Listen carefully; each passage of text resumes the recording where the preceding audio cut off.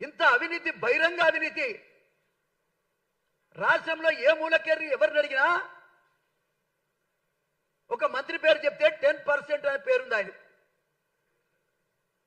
10% అంటే ఆయన పేరు చెప్తారు జనం. మరి ఎందుకు నిర్ణయం తీసుకోలేకపోతున్నావు నువ్వు? ఒక వ్యక్తి ఎస్సీ అయితేంది, బీసీ అయితేంది, ఓసీ అయితేంది, అవినీతి పరుడు ఎవరైనా తీసేయాల్సిందే. ఎందుకు తీసేయలేకపోతున్నావు? నీకు ముఖ్యమంత్రి పదవే ముఖ్యమా?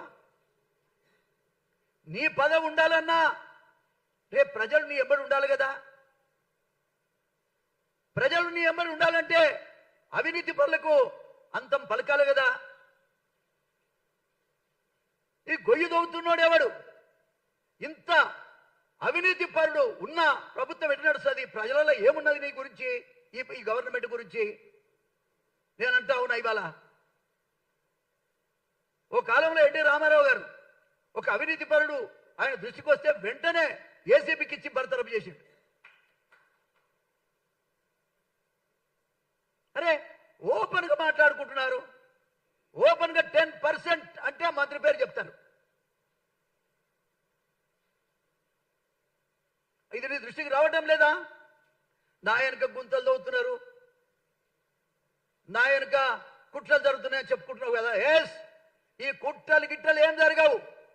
మాదిగ శక్తి మొత్తం నీ ఎంబడి పెట్టుకోరు. నిన్నెవడు పీకలేడు. మళ్ళా కూడా చెప్తున్నా నేను, ఇవాళ కూడా చెప్తున్నా నేను. మోత్కుపల్లి నరసింహ 70 లక్షల మంది మేము ఉన్నాం. ఈ 70 లక్షల మందికి న్యాయం చేయగలిగే పరిస్థితిలో మీరుంటే మీరు ఉండగలుగుతారు, లేకపోతే మీరు ఉండలేరు. అరే నీ వెనుక పెద్ద పెద్ద తోడేళ్ళు ఉన్నాయి, వాటిని పక్కకు ఫస్ట్. వాటిని పక్కకు జరిపితే తప్ప నీ గవర్నమెంట్ ఉండలేదు, నువ్వెంత మంచి పని చేసినా సరే.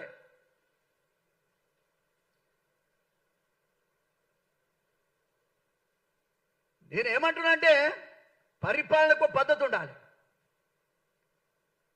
అరే డిప్యూటీ సీఎం మా కులంలో ఒకరికి ఇవ్వలేరా? రేపు మళ్ళీ ప్రభుత్వం రావాలంటే మాదిగలు నీకు తోడు ఉండాలి. అందుకే మీరు ఉంచుకున్నా ఉంచుకోకపోయినా, మీరు కాపాడుకున్నా కాపాడుకోకపోయినా బ్రతకగలిగే శక్తి ఈ మాదిగ మహాశక్తి ఇస్తుందని నేను అంటున్నా. రాబోయే కాలంలో 19 సీట్లకు 19 సీట్లు గెలుస్తాం, పోటీ చేస్తాం. అవసరమైన కొన్ని జనరల్ సీట్లు కూడా తీసుకుంటాం. నా జాతి బ్రహ్మాండమైన మెజారిటీతో మేము ఉన్నాం. మా ఓట్లు మేము వేసుకుంటే మేము గెలుస్తామయ్యా. ఎవరో పుణ్యాత్ములు ఎవరో మాకు రానే వస్తారు పక్కబడి. బీసీలు కానీ ఎస్సీలు కానీ తప్పకుండా వాళ్ళ సహకారం కూడా మాకు ఉంటుంది. 19 సీట్లకు 19 సీట్లు మేము గెలుస్తాం, మేము పోటీ చేస్తాం. పార్లమెంటు 3 సీట్లకు 3 పోటీ చేస్తాం, మేము గెలుస్తామని నేను ఈ సందర్భంగా తెలియజేస్తా ఉన్నా. మీరు గుంతలతో పెట్టుకోవాలని, ఓకే, గుంతలతో పెట్టుకోవాలి, మేము కాపాడుతాం, రైట్, వాళ్ళ సంగతి ఏంటో మేము చూసుకుంటాం, నిన్ను కాపాడుతాం. మేము చెప్పినట్టు కనీసం మాదిగల మీటింగ్ పెట్టవా తండ్రి. మాదిగల మీటింగ్ పెట్టి ఈ డిమాండ్స్ను సాల్వ్ చేయమని చెప్పాను. ఈ డిమాండ్స్లో కూడా మేమేమి తప్పుడు డిమాండ్స్ పెట్టుకోలే. ముఖ్యంగా డిమాండ్స్లో మెయిన్గా ఉన్నటువంటి ఏంటిది, జనాభా దామాష ప్రకారం పార్లమెంటు, అసెంబ్లీ, శాసన మండలి సభలలో మాదిగలకు తగిన సీట్లను కేటాయించాలి. మాదిగ స్త్రీలకు కూడా రాజకీయ చట్టసభలలో ప్రాధాన్యత కల్పించాలి. వర్గీకరణ సాధన కొరకు అమరులైన కుటుంబాలకు ప్రభుత్వం ఒక్కొక్క కుటుంబానికి 1 కోటి రూపాయలు, అదేవిధంగా ఆర్థిక సాయం, కుటుంబంలో ఒకరికి ఉద్యోగం ఇవ్వాలి. అదేవిధంగా మాదిగా ఎంఆర్పిఎస్లో పనిచేసినటువంటి మరి ఎంతో మంది మీద కేసులు ఉన్నాయి. ఆ కేసులన్నీ కూడా రద్దు చేయాలి. ఈ కేసులలో మన మందకృష్ణ మాదిగ కూడా ఉన్నాడు, ఇప్పటి తిరుగుతూనే ఉండే ఆయన కోర్టులో, సికింద్రాబాద్ కోర్టుకి. అదేవిధంగా మరి ఆ కేసులను కొట్టేయాలి. హైదరాబాద్లో మాదిగ భవన్ను 10 ఎకరాల్లో నిర్మించాలి. అరే రెడ్లు తీసుకుంటారు, కమ్మలు తీసుకుంటారు, వెలమలు తీసుకుంటారు స్థలాలు. మాకు ఇయరానే? మాకు ఇయరా? మీ భూములు ఉన్న వాళ్ళే మీరు తీసుకోగా ఏమి లేని వాళ్ళు మాకు ఇయరా? మా జాతికి ఇయరా? మా జాతి ఓ భవనం కట్టుకొని మా కులం యొక్క సంస్కృతిని మేము కాపాడుకోవడానికి ఓ అవకాశం ఇవ్వరా మాకు? మేమేమే పాపం చేసినాం? మిమ్మల్ని అధికారం తేవడమే మేము చేసిన పాపమా నేను అడుగుతున్నా. అదే రకంగా మాదిగ ఉద్యోగస్తులకు ఉద్యోగ భద్రత. అరే నేను ఎప్పుడు చూసినా ఏసీబీ వాళ్ళు మాదిగ కులానికి సంబంధించిన ఆఫీసర్లు సతాయిస్తున్నారు. ఏసీబీ వాళ్ళు మొత్తం కూడా మాదిగ ఉద్యోగస్తుట్టే కేసులు పెట్టి రకరకాల అరెస్ట్ చేస్తున్నారు. ఇది న్యాయం కాదు. అదేవిధంగా మాదిగ నిరుద్యోగ యువతకు ఉద్యోగం కల్పించాలని కూడా చెప్తున్నాం. అన్ని కోర్టుల్లో ఉన్నటువంటి ఏజీపీ, జీపీ, పీపీ నియామకాల్లో రిజర్వేషన్లు పెట్టాలని కోరుతా ఉన్నాము. ఇందులో ఏవి ప్రభుత్వం చేయలేనియో చెప్పండి. పోనీ ఇలా చేయలేని ఏంటియో చెప్పండి. ముఖ్యమంత్రి గారు మేమేమో మాట తప్పడం కాదు, మాకు అదనంగా మాకేం అవసరాలు లేవు. కానీ ఇవాళ నేను చెప్పేది ఏంటంటే ఇవాళ మీరు ఆలోచనకు రండి. మేము ఖచ్చితంగా నేను ఇప్పుడు చెప్తున్నా కదా, అన్ని జిల్లాలు, అన్ని వాడలు, అన్ని మండలాలు అంతటా కూడా ఈ మాదిగ మహాశక్తి పనిచేస్తున్నది అని కూడా ఈ సందర్భంగా నేను తెలియజేస్తా ఉన్నా. జెండావిష్కరణ కూడా చేసుకున్నాం. ఇదేం ఆగేది కాదు, ఎవరికి వ్యతిరేకం కూడా కాదు. మా హక్కులు మాత్రమే. మాదిగ కులానికి జరిగినటువంటి అన్యాయాల మీద పోరాటం చేస్తుంది, ఆ కులానికి న్యాయం చేసే దిశగా ప్రయాణం చేస్తుందని మాత్రమే ఈ సందర్భంగా నేను తెలియజేస్తా ఉన్నాను. కాబట్టి నీకు అవసరమైనటువంటి వాళ్ళని దూరం పెట్టి అవసరం లేని వాళ్ళని ఎంబడి పెట్టుకుంటే ఏం చేస్తారు వాళ్ళు? ఈ అవసరం కొరకు ఉండేటోళ్ళే వాళ్ళు లీడర్లు కాదు.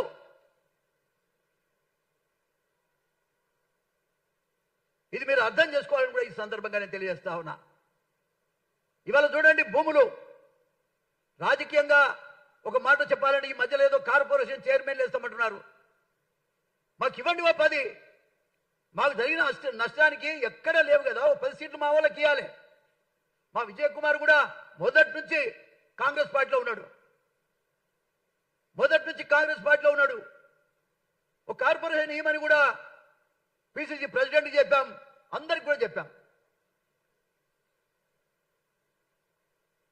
మా కులమైన వరకల్లే మీకు చేతులు రావటం లేదు. ఇవాళ భూములు మాదిగోళ్ళకు చూడండి ఏ శాతంలో ఉన్నాయో కూడా మనం గమనించాలి. రెడ్లు అధిక శాతంలో భూములు వాళ్ళ చేతుల్లో ఉన్నాయి. తర్వాత యాదవ, లంబాడ, ముదిరాజు, మాదిగ. ఏమండి ఇది పరిస్థితి. కాబట్టి ఎంత ఉంది అంటే 6% ఉంది భూమి. మాదిగోళ్ళకు ఉన్న భూములను గుంజేసుకుండ్రి. ఓ కాలంలో ఇందిరాగాంధీ ఇచ్చిన భూములు, అసైన్ భూములు కూడా గుంజుకున్నారయ్యా. ఎన్టీ రామారావు గారు ఇచ్చిన అసైన్ భూములను కూడా గుంజుకున్నారు. ఎక్కడ కూడా మా జాతికి న్యాయం లేదు. ఈ రాష్ట్రంలో ఉండాలన్నా వద్దా కూడా అర్థం కానటువంటి పరిస్థితులు మేము ఉన్నాం. ఎవరిని లెక్క చేయం. మేము సహాయం అట్లే చేస్తాం, వ్యతిరేకమైన అట్లే చేస్తాం.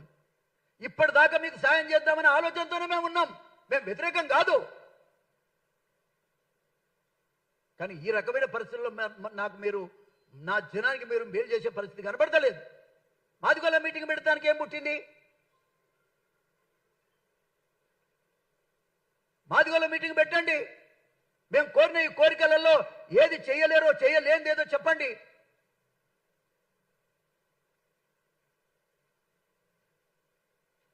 కాబట్టి నేనున్నా, నిజమే నేనున్నానని చెప్తున్నా. ఇవాళ కూడా నేనుంటే నీకు దోకలేదు, నేను పీకట్టోడే లేడు. మళ్ళా చెప్తున్నా, నేను లేకపోతేనే నీకెవరు నిన్ను అడ్డుకోలేడు. ఇది మాదిగ జాతి నిర్ణయం. నా మాదిగ జాతి నిర్ణయం. మాకు మేలు జరిగితేనే మేము నిలబడతాం, మేలు జరగకుండా మేము నిలబడాం. అంత అమాయకులం కాదు. గతంలో పార్టీల కోట్లేస్తే గెలిచినాడు కాదు, పార్టీలు కాదు. వాళ్ళ మా కులం ముఖ్యం.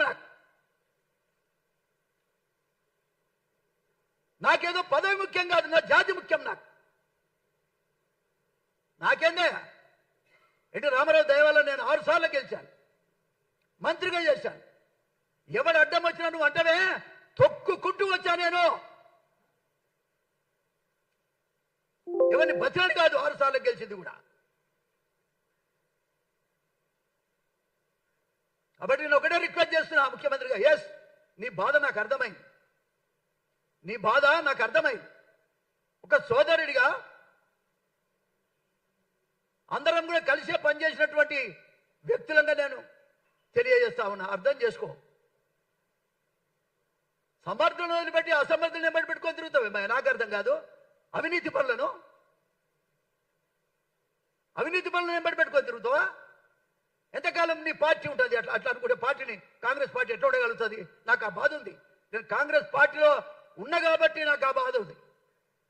పార్టీని బతికించుకోవాలి.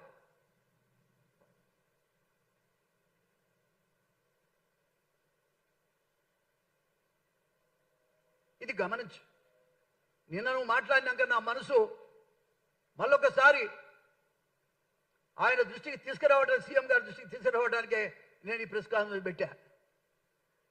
మీరే చూస్తున్నారు జనాభా ఎంత మాదిగలు ఉన్నారో. మీరే చెప్తున్నారు 70 లక్షల మంది ఉన్నాం. మేము వేస్తేనే గెలుస్తారు ఏ పార్టీ అయినా సరే. మమ్మల్ని ఎవరు ఓన్ చేసుకుంటే వాళ్ళకే ఓటేస్తాం. మమ్మల్ని ఎవరు దగ్గర తీసుకుంటే మేము పసిపిల్లల హృదయాలయమాయి. మమ్మల్ని ఏమో చూకొడతారట, పడుకో బిడ్డ అని, అవతలకేమో దోషిస్తారట. మాదిగలందరినీ జోకొడితే పండుకునే రోజులు కావివి.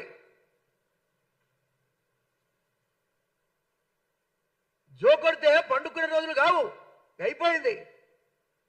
మా కళ్ళు కప్పి మాకున్నటువంటి బలహీనతని అడ్డం పెట్టుకొని ఇంతకాలం బతికారు. రాబోయే కాలంలో అట్లా జరగదు. నా ప్రాణం పోయినా జరగని చిన్న విషయాలు మా కోసం చేయలేరా? ఇవాళ రేపు చావటానికి సిద్ధంగా ఉన్నారయ్యా వాళ్ళు. అమరవీరుల తల్లిదండ్రులు, ఆ సురేందర్, అమరేందర్ మా వాళ్ళంతా 5గురికి 5 ఉద్యోగాలు ఇవ్వలేరా? 5 కోట్లు ఇవ్వలేరా? ఎందుకు ఇవ్వలేకపోతున్నా? ఎవరు అడ్డం పడుతున్నా నేను అడుగుతున్నా. మాదిగోళ్ళ మీటింగ్ పెడితే మాలోళ్ళ పెట్టవయా, మాలోళ్ళ మీటింగ్ కూడా పెట్టు. దాంట్లో కూడా ఎవరన్నా వస్తే ఇవ్వు, తప్పేముంది? మేమెవరికి వ్యతిరేకం కాదు. కానీ నా జాతికి అడుగడుగున అన్యాయం జరుగుతా ఉన్నది. ఇగో ఈ కరపత్రం కూడా నేను చెప్తున్నా. వర్గీకరణ కళను సాకారం చేసిన ముఖ్యమంత్రి యనమల రేవంత్ రెడ్డి గారికి మాదిగ మహాశక్తి హృదయపూర్వక ధన్యవాదాలు తెలియదు. మేము నియత చెప్పడం కాదు, దేని దానికే. అయినా మీరు తొక్కినా, మీరు చంపినా, మీరు ఏమి ఇవ్వకపోయినా బానిసల్లాగా బతకడానికి మాత్రం మాదిగలు ఇవ్వాల సిద్ధంగా లేరు. నా మాదిగ ప్రజలరా, నేను చెప్తున్నా, మనమంతా ఏకం కావాలనే సంగతి ఎంతో చూడాలి.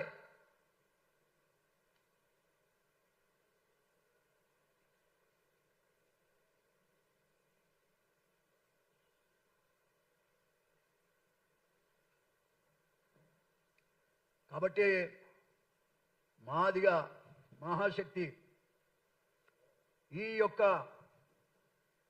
జెండా 70 లక్షల మంది పట్టుకునే ఈ జెండా 1000 ఏనుగుల బలం ఉన్న జెండా ఇది. మా బలమేందో మేము తెలియక నష్టపోయినాం. ఇవాళ మాకు అర్థమైంది, రాజకీయాలు అర్థమైనాయి. చట్టసభలలో ఏ కులం ఉంటే ఆ కులమే బాగుపడుతుంది. రెడ్లు ఉన్నారు కాబట్టి రెడ్లు బాగుపడ్డారు, కమ్మోళ్ళు ఉంటే కమ్మోళ్ళు బాగుపడ్డారు, వెలుమోళ్ళు నిన్నమోళ్ళు ఉంటే వాళ్ళు బాగుపడ్డారు. మేము అడుక్క తినే కాడ బిచ్చగాళ్ళ కాడ ఉన్నాం. ఇది న్యాయం కాదు కదా ముఖ్యమంత్రి గారు. దయచేసి నేను విజ్ఞప్తి చేస్తా ఉన్నా, రేపు చేసే నా పోరాటంలో కూడా ఎవరు మా కులానికి మేలు చేస్తే వాళ్ళకే మా మద్దతు. మేమంతా నియత పెట్టడంలో మేం కాదు. నువ్వు మీటింగ్ పెట్టు,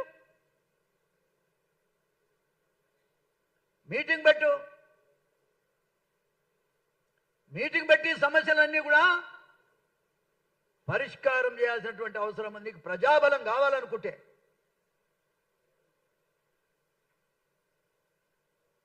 కాబట్టి మీరు ఏ నమ్మకం అయితే నిన్న మీ మీటింగ్లో మీరు చెప్పారో నేను ఇప్పటికీ బాధ్యున్నే.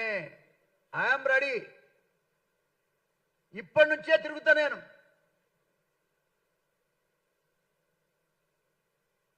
అరే నిన్ను స్ట్రెంథన్ చేద్దామని మేమనుకుంటే మమ్మల్ని పిచ్చగాలం చేసే ప్రయత్నం చేస్తున్నావు. ఇవి ఎవరు చెప్తున్నారు నీకు కుట్ర? దీని వెనకాల ఎవరున్నారు? ఎవరు నిన్ను చేయనిస్తారో మాకు చెప్పు.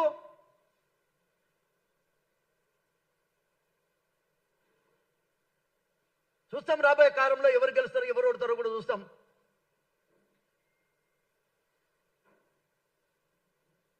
కాబట్టి ముఖ్యమంత్రి గారి మీద మాకు ఎలాంటి కోపం లేదు, అవసరం కూడా లేదు. కానీ మాకు జరుగుతున్న అన్యాయాల మీద పోరాటం నువ్వు చేయాలి, మేం కాదు. ముఖ్యమంత్రి చేయాలి పోరాటం. మా తరఫున పోరాటం చేయి.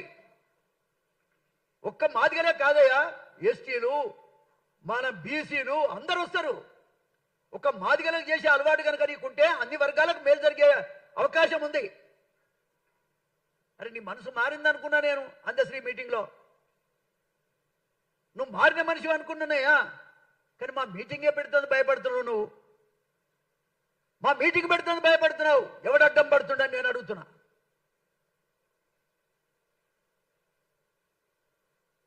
ఏ పరిస్థితిలో కూడా నా ప్రజలను కనుక అవమానపరిస్తే ఊరుకునేది లేదు. 70 లక్షల మంది తిరగబడతాం ఈ రాష్ట్రంలో.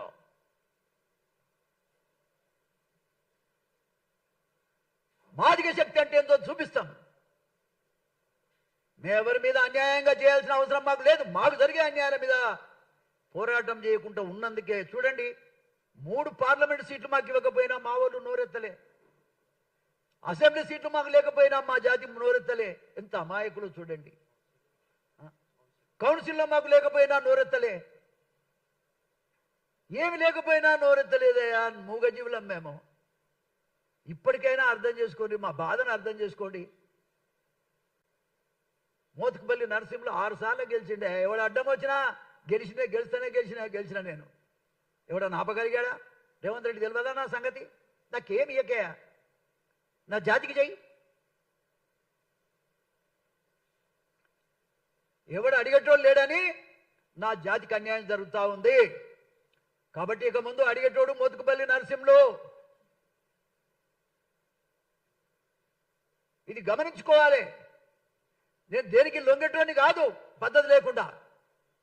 కానీ ఇవాళ ఈ మాదిగ మహాశక్తి పేరు మీద నా జాతి అంతా ఏకం కావాలని నా మాదిగలకు, నా తల్లులకు, నా తండ్రులకు, నా బిడ్డలకు, మా అన్నలందరికీ నేను విజ్ఞప్తి చేస్తున్నా. రండి బిడ్డ, ఇంకెంతకాలం మీరు ఎవరికి భయపడకండి. మీరు ఎవరికి భయపడకండి. ఏదన్నా విషయం వస్తే ఫస్ట్ చచ్చేది నేనే చేస్తాను. రండి మీరు. మనం ఎవరి సొమ్ము తినటం కాదు, మన సొమ్ము తింటున్నారు. పెద్దోళ్ళు అవుతున్నారు, మనల్ని పిచ్చగాలం చేస్తున్నారు. ఇది గమనించమని నా జాతికి విజ్ఞప్తి చేస్తున్నా, నా బిడ్డలకు విజ్ఞప్తి చేస్తున్నా, నా యువ నాయకులకు నేను విజ్ఞప్తి చేస్తున్నా. మనం నాయకులం కావాలి. 19 సీట్లు మనం గెలవాలి. ఇప్పుడు డిలిమిటేషన్ లో 1-2 పెరుగుతూ ఉంటాయి.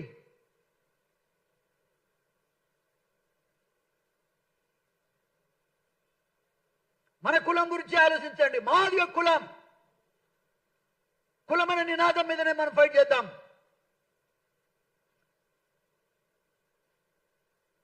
కాబట్టి ఏళ్ళ చూసినా భూమిలో చూస్తే నీళ్ళని వచ్చింది, జనాభాలో చూస్తే పెద్ద జనాభా, ఏమి లేని జనాభా, ఏమి పొందలేని స్థితిలో ఉన్న జనాభా అయిపోయింది. ఇక ముందు జరగటానికి వీల్లేదు. కాబట్టి రేవంత్ రెడ్డి గారికి నేను మళ్ళొకసారి ఫైనల్గా చెప్తా ఉన్నా, నువ్వు మాదిగల మీటింగ్ పెట్టు. నువ్వు ఎందుకు భయపడుతున్నావని నేను అడుగుతున్నా. నా అమరు